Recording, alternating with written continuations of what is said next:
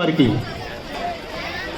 ఈ కార్యక్రమంలో భాగంగా మన గ్రామంలో 2018 సంవత్సరం జూన్ నెల 5వ తారీఖున మాతాజీ గారు అతిథిగా వచ్చారు మన గ్రామానికి. మాతృదేవోభవ, పితృదేవోభవ, ఆచార్య దేవోభవ అని ముఖ్య విషయాలు మనం గుర్తు చేసుకున్నప్పుడు అతిథిగా మనకు ఆమె ఇచ్చేసి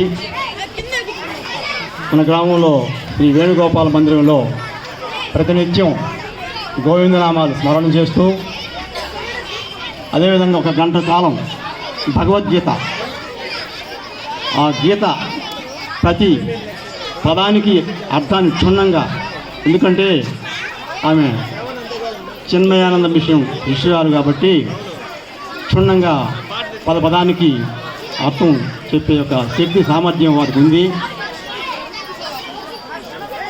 అమృతం మనం ఇచ్చినప్పుడు మంచి పాత్రలో పెట్టుకున్నప్పుడే ఆ యొక్క అమృతానికి విలువ ఉంటుంది, తీసుకున్న వాడికి కూడా సార్థకత ఉంటుంది.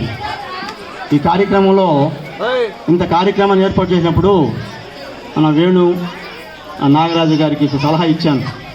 మరి మాతాజీ గ్రామంలో ఉన్నారు, ఆధ్యాత్మికంగా ఒక 10 నిమిషాలు అవకాశం ఇస్తే మరి ఆమెను ఈ వేదిక మీద మనకు సెలవిస్తారని చెప్పడం జరిగింది. దాంతోపాటు ఆ మాటను గౌరవించి వారు మాతాజీకి ఈ అవకాశం ఇచ్చారు. ఎందుకంటే ప్రతినిత్యం మనం ఆటపోట్లలో ఈ కలి ప్రభావంతో చదువుల విషయం అయితేనేమి, బిడ్డల పెంపకాల విషయాలు అయితేనేమి, మరి డబ్బు సంపాదనలు అయితేనేమి పరుగు ప్రపంచం అయిపోయింది.